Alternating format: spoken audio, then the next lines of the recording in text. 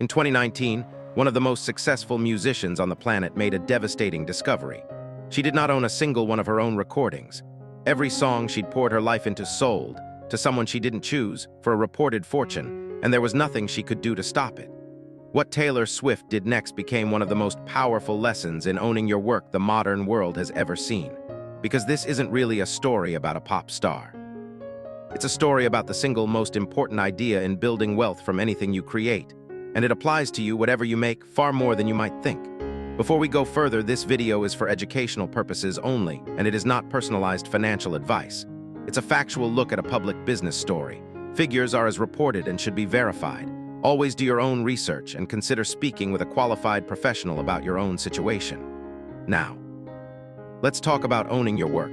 To understand what happened, you have to understand one distinction most people never learn: the difference between writing a song and owning the recording of it.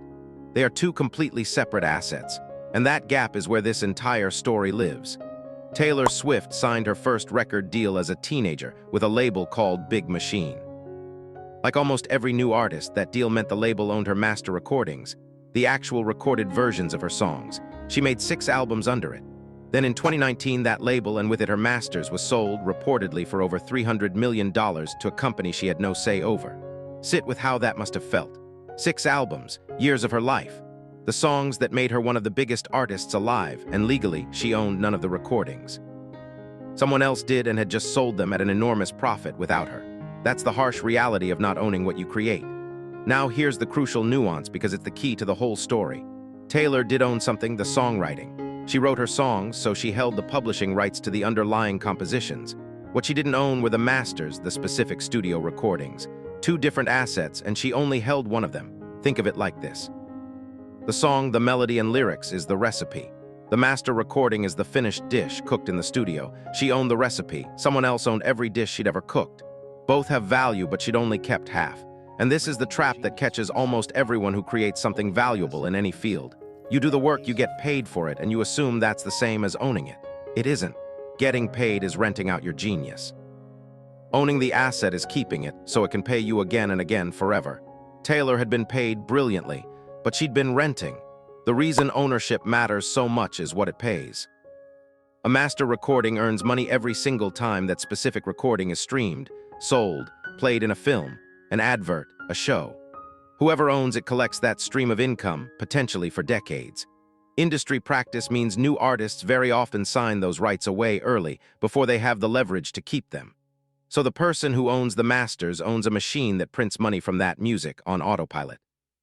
Taylor had built that machine, 6 albums of it, and then watched it get sold to someone else. The creator did the creating.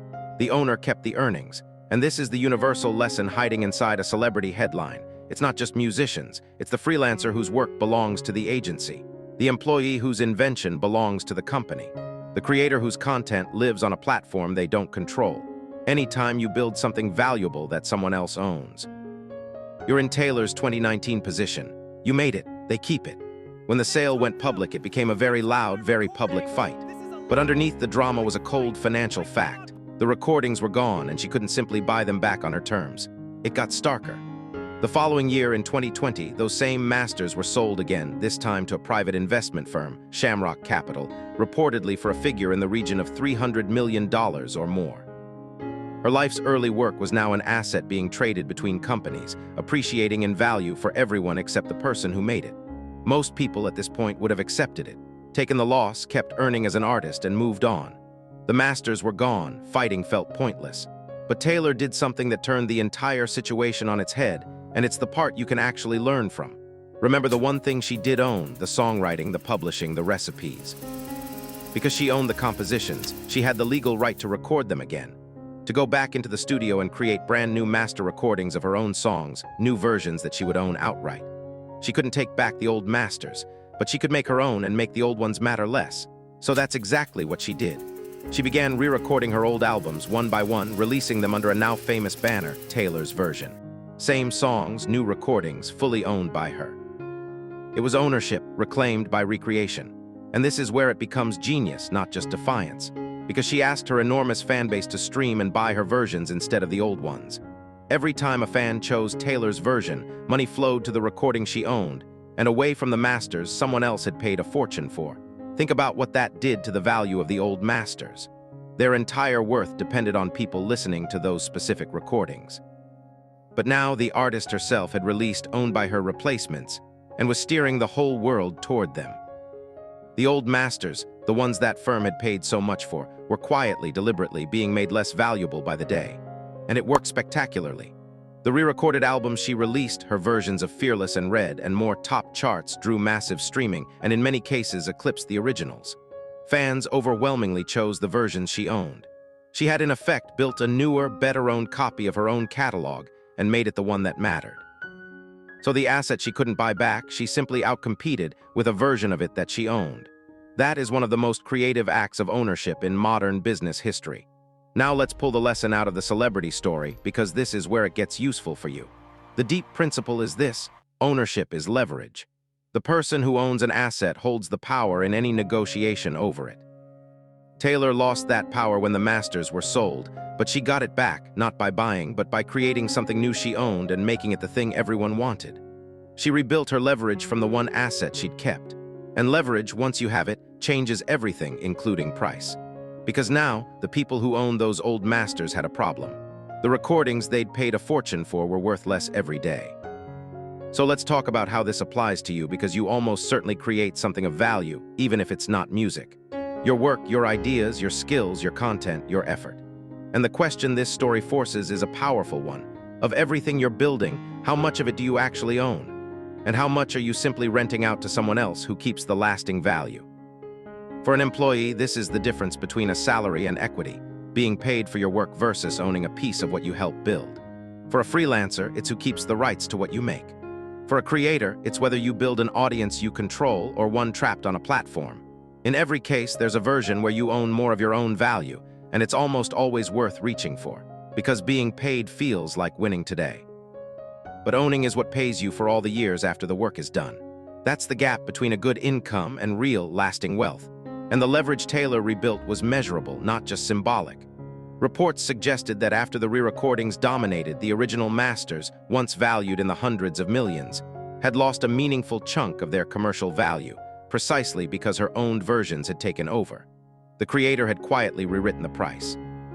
Now here's the crucial part for the rest of us. You don't need to have Taylor Swift's fame or a global fan base to use this principle. The core move is available to everyone. Prioritize owning over renting wherever you can. Negotiate to keep the rights to your work. Build assets that belong to you. Take equity when you can. Create things, a skill, a product, an audience, a business that keep paying you after the initial effort.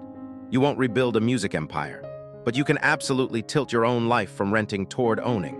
And you should start thinking this way early, because Taylor's original problem came from signing away her masters as a teenager before she understood their value.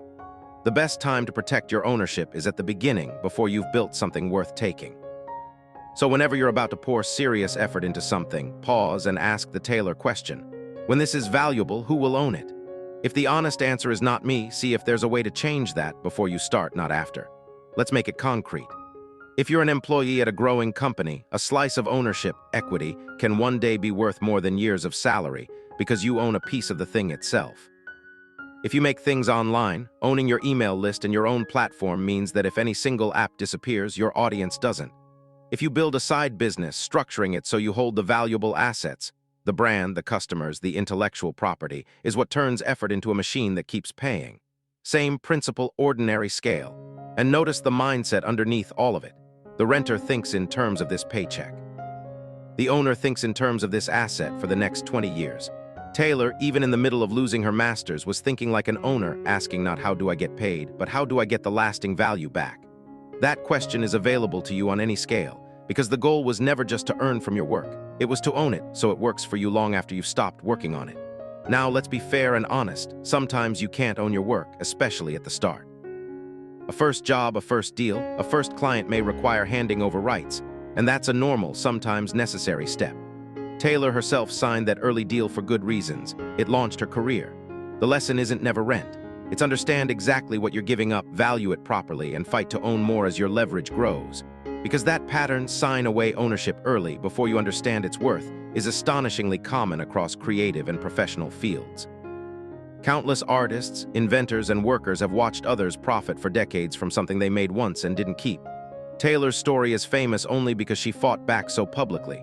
So the takeaway isn't to feel powerless, it's the opposite. It's to recognize right now that the things you create have lasting value, and to start treating that value as something worth keeping, not just cashing once. Most people never even think about ownership. Simply asking the question puts you ahead of them, and ahead of where Taylor was as a teenager. And the payoff of owning over a lifetime is enormous.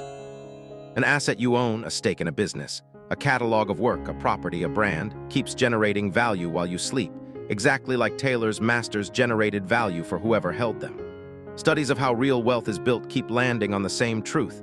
It's overwhelmingly about owning appreciating, income-producing assets, not just earning a wage. Ownership is the engine. That's why this story resonated so far beyond music.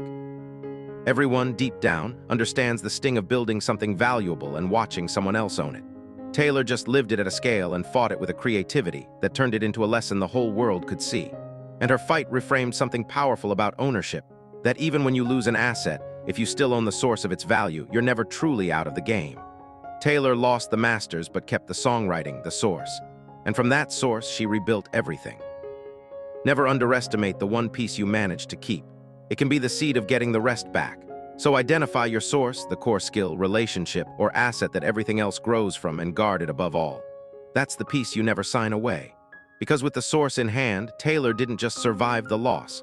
She turned it into the greatest leverage of her career and set up an ending almost no one saw coming. Remember, the firm that owned the old masters now held an asset worth less every day, as fans flocked to her own versions. They had a fortune tied up in recordings the artist herself was steadily replacing, which meant that, eventually, they had every reason to sell, and Taylor, having rebuilt her leverage, was in a position to be the buyer on far better terms than she could ever have gotten before.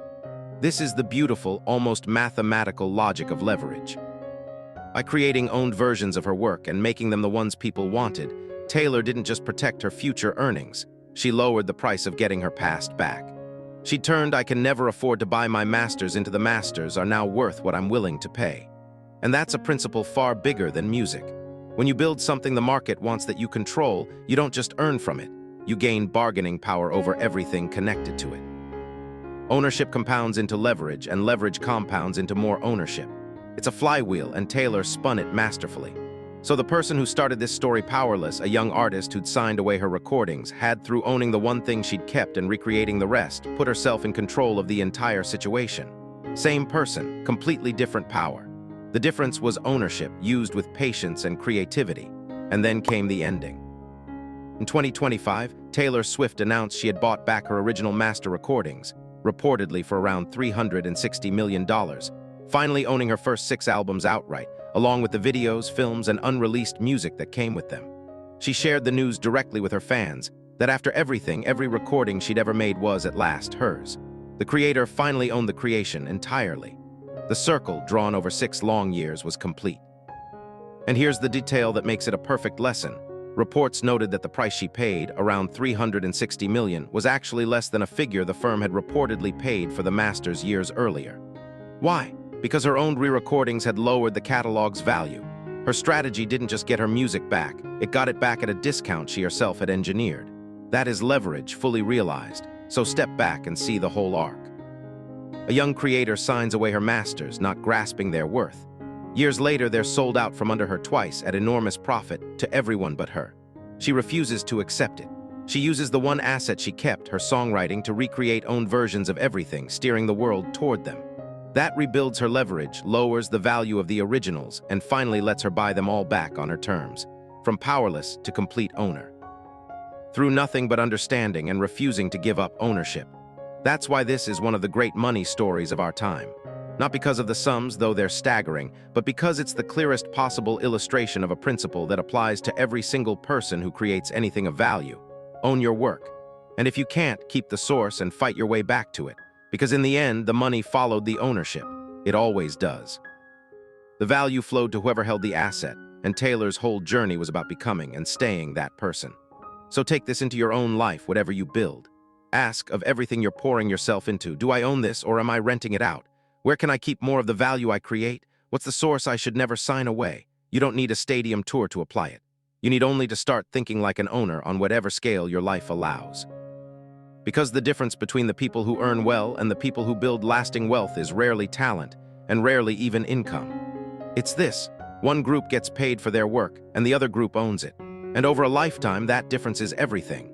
Two people with the same skill can end up worlds apart, one having rented out their genius for a series of paychecks that stop when the work stops, the other having owned assets that kept paying, appreciating, and compounding for decades.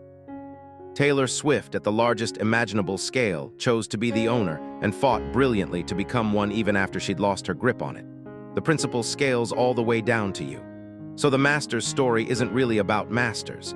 It's about a question you can ask starting today about your job, your craft, your ideas, your future. What here could I own instead of just rent?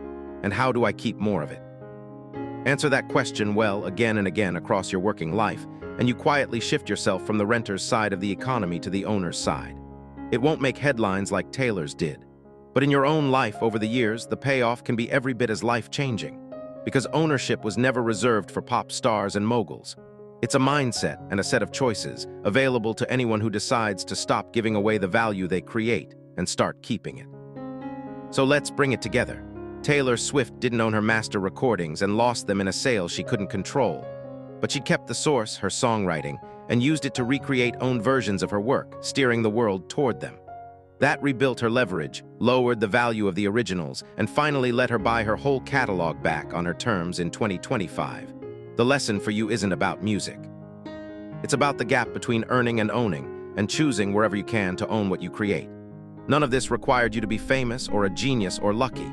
It required understanding one distinction: being paid for your work is not the same as owning it, and letting that quietly reshape your choices. So the next time you build something valuable, think like Taylor, keep the source. Own what you can. Take equity over just salary where you're able. Build things that belong to you. Because a decade from now, the version of you that owned a little more of your own value will be standing somewhere the version that just rented it out never could. Own what you create. That's the difference between renting out your genius and owning it. And it was never really about masters.